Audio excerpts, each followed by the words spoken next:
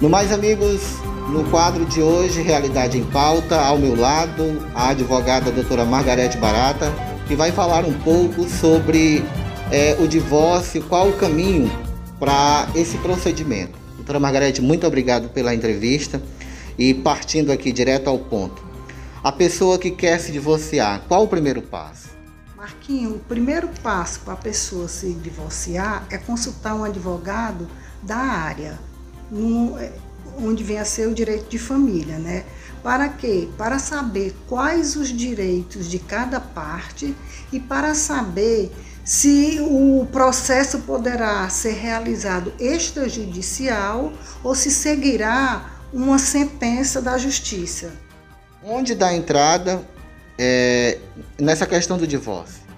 Na justiça, no judiciário, né, judicializando o pedido, ou extrajudicial no cartório, também podemos dar entrada, tanto no litigioso como no extrajudicial.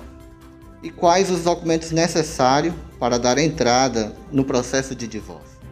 É necessária a certidão de casamento, o ato antinupcial, se houver, os documentos pessoais que venham a ser RG, CPF, comprovante de endereço, certidão de nascimento dos filhos e a relação do patrimônio dos bens do casal. Quanto tempo dura esse processo de divórcio? Se for extrajudicial, é bem rápido. Ele dura uns 3 dias, em média de 3 dias. Se for judicializado, ele demora mais um pouco, em média de cerca de 3 meses. Quando o parceiro não está de acordo com o divórcio, o que fazer? Quando um dos parceiros não está de acordo, a outra parte que busca a dissolução do casamento procura um advogado para ele judicializar o pedido. O ex tem direito a receber pensão? Tem se comprovado a dependência financeira, né? E hoje possui um caráter transitório de um prazo de 12 a 24 meses, onde para uma adaptação do outro, acho que para procurar uma nova profissão para seguir com a realidade da vida, né? Qual a diferença entre o divórcio não consensual e consensual? O divórcio consensual ou a dissolução de união estável é onde as partes concordam com o fim do casamento. Para isso, eles também concordam com a partilha dos bens, a guarda dos filhos e a pensão alimentícia. Já o divórcio litigioso, só um dos cônjuges busca a dissolução. Aí, para isso, ele tem que contratar advogado, cada um ter um advogado, e depois do fim do processo, ouvido o Ministério Público, o juiz proferirá a sentença decidindo todos os termos. Doutora, às vezes o casal está de acordo, né, com o divórcio, mas quando vai para a justiça, o juiz lá determina na sentença os dias em que as crianças devem ficar com os pais e com as mães.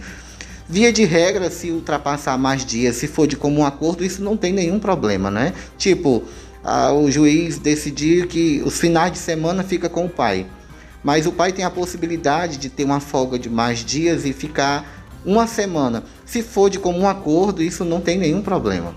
Não prejudicando a criança, né? Porque tem escola, tem a vida da criança, e tendo um acordo entre a mãe ou o pai, não existe problema nenhum. Sendo acordado e não prejudicando os afazeres da criança, não tem problema nenhum. E quando uma das partes quer desistir do divórcio, como é que faz?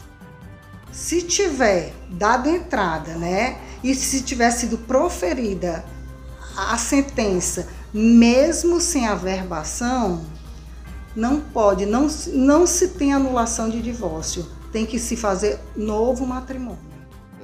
O parceiro alegou incompatibilidade de gênios.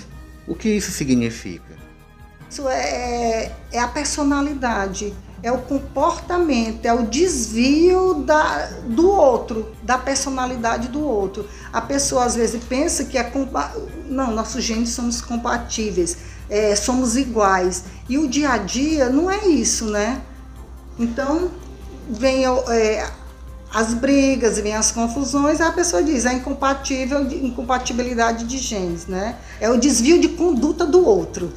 Doutor, acho que isso na prática é uma descoberta quase que diária, né? Porque uma relação a dois não é fácil, tem seus conflitos e tal, mas realmente acho que chega um momento em que você descobre que aquele parceiro, aquela parceira não é para você, não dá um desgaste muito grande. Essa é a razão da incompatibilidade de gene. Eu acredito, é isso mesmo, principalmente agora com essa pandemia, né? Os casais muito em casa, então muito tempo junto sempre gera, né, uma discussão, corriqueiro, né? Com quem fica a guarda dos filhos? Porque assim, se cria, né, há esse pensamento de que fica com a mãe, é com a mãe que vai ficar a guarda das crianças. É sempre assim ou não? Com quem fica? Marquinhos, isso é feito um acordo entre os pais. Isso vai depender da condição pessoal de cada um. Então eles vão sentar, conversar e ver o que é melhor para o interesse da criança. Aí, decidido isso, aí a criança fica com o que melhor atende às necessidades de escola, de tudo, né? Alimentação. Existe tempo mínimo de casamento para se divorciar? Não, desde 2010 que não há exigência de tempo mínimo de casamento para que um casal venha pedir o divórcio. É obrigado a alteração do nome de casado? Não é obrigado. Isso é uma prerrogativa dos cônjuges, se eles querem mudar ou acrescentar ao seu nome o sobrenome do outro. Não tenho condições de pagar um advogado. Como faz? O cidadão procura a Defensoria Pública, agenda um horário e depois vai atrás, vai buscar uma forma de solucionar o seu problema. A inadimplência da pensão alimentícia realmente leva o devedor à prisão, doutor? Olha, sim, a prisão civil mais costumeira do nosso país é sobre pensão alimentícia, né? No entanto, o pagamento das 3 últimas parcelas leva à imediata soltura. Por toda a experiência da doutora, que conselho a senhora como advogada dá a essas pessoas que têm filhos, que até o momento não vêm assumindo a responsabilidade de pagar a pensão? O conselho que eu dou é que procure um advogado para que ele tome uma providência, porque criança precisa comer, criança precisa de remédio, criança precisa estudar. Então, se tem filho, tem que pagar a pensão. Bem, gente, acabei de conversar com a doutora Margarete Barata, advogada, que trouxe essas informações relevantes sobre a questão da pensão alimentícia, sobre a questão do divórcio. E, doutora, mais uma vez, muito obrigado. E como digo sempre, quem marca o nosso tempo, faz história e a notícia passa por aqui.